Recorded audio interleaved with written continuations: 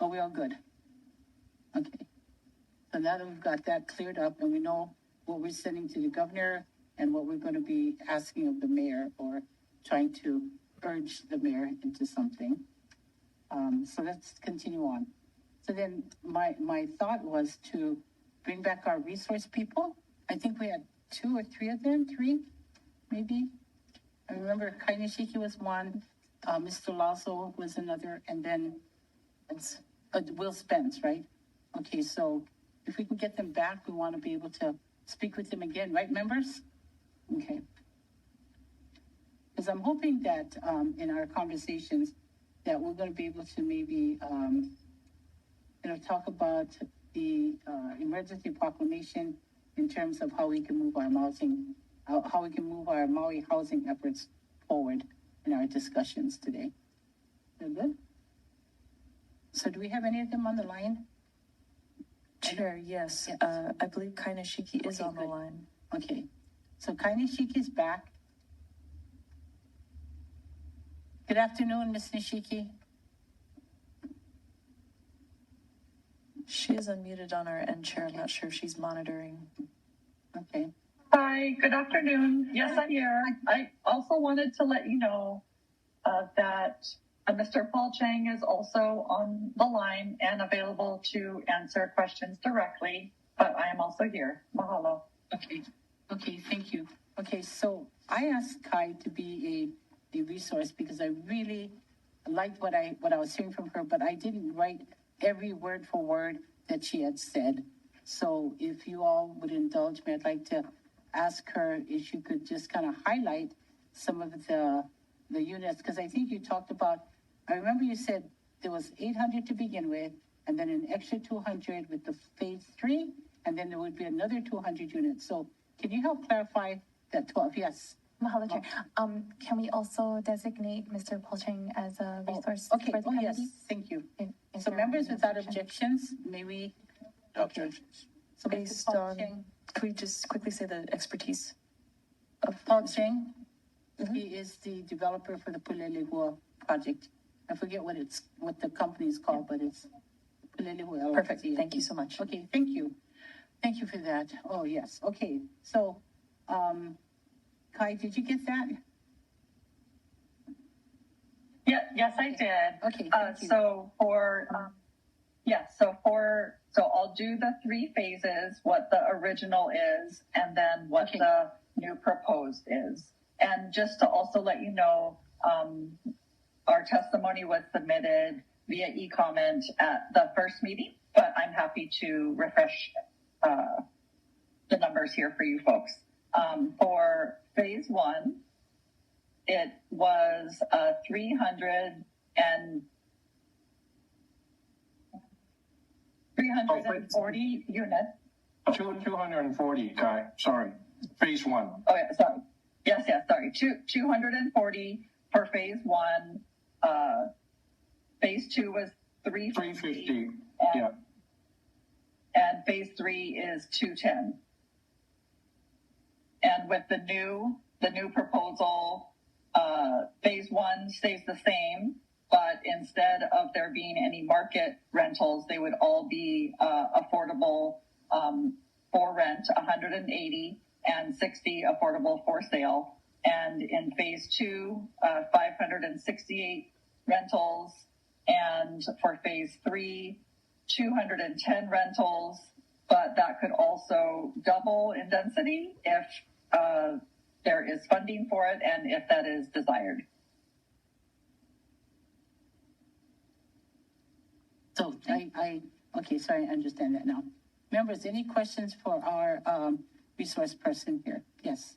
And either she or Mr. Chang. So we'll go with Member Potter and then Member Cook. Thank you, Chair. I just didn't catch the phase 2. Did you say phase 2 is 350, but it could be 560? Correct. Okay. Correct. Okay. And planning has to plan. Department of Planning and Corps and whoever she distributed to has to plan. So clarifying, 350 could turn into 560 and 210 could turn into 420. That's double. It's possible, yes. Yes. And is there a breakdown of how many bedrooms? Yeah, so phase two would have quite a bit of large units. I think they're like between 2 and 3 bedrooms is almost 50%. Like half and half, something like that. So 3 bedrooms are necessary, and when you get to a 3, there will be 2 stories, and there will be a little attic that someone can use as a study, or something, a toy room or kids, whatever. So it's like almost like a 3.5, 4, but we'll call it 3 officially. And just on what the trade-off would be, less retail space or less. No, went up vertical. That's all. But it was all 1 story before, and now it'll be primarily 2 story. And also we will park underneath, so we save some land. And just go. It'll be more expensive, obviously, to build, no question. But it'll be a platform where you can park underneath and tuck it in, and then go up. Got it. Thank you. Okay, thank you. Mr. Cook? Thank you. I had a couple of questions. You had indicated earlier the water and the wastewater and water, the utilities getting to the site. What kind of distance, and is there an estimate to that? Okay, very good.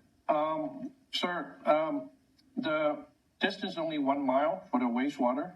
It's on the same side of the highway as Pulilahua. It's just, there's only 2 neighbors. I mean, there's only 1 neighbor between me and the county wastewater treatment, the DHHL. And we already worked out the route the pipe has to go with them. They're very happy. And a formal approval, and it was given to me verbally on an emergency basis, but a written approval, access, use of the land, and all that is coming. And you can confirm that with Stuart Matsunaga, who is the chief for DHHL engineering on the island. He personally called me and said it was approved. So we already had that background work done, all the surveys, all of that. So yeah, 1 mile. And water is even closer. Water is a few hundred feet away, if not right there at the edge. Yes, ma'am? So I wanted to know, either Kai or Paul, so in the EP, what part of the EP are you trying to use to be able to get your project to be approved or to move forward? And are there parts of that EP that are not conducive to moving your project forward? No, I don't think that the emergency proclamation is playing a part in this project. It's already fully entitled. It's just some additional things need to be expedited, and some increase in density, and getting the county DWS approval to provide the project and the school site with water. So nothing, no, not utilizing the EP, just county processes. Okay, if I may. Yes, Anna. Perhaps this can be a discussion at a later time. We'd like to advise the committee to stay on the agenda. Yeah. Chair, really quickly, in regards to the comment that Yes. The advice that we received from staff, I understand her point regarding the emergency proclamation under the governor. But under the second item for that emergency proclamation, I think that this project could fall under it in expediting within our own internal county permitting processes.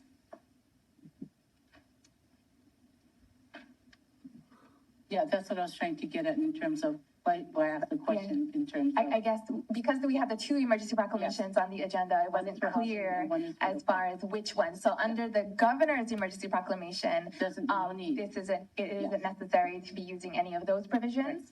But under the mayor's emergency proclamation, perhaps expediting this project through within the county processes, this could fall under that emergency proclamation.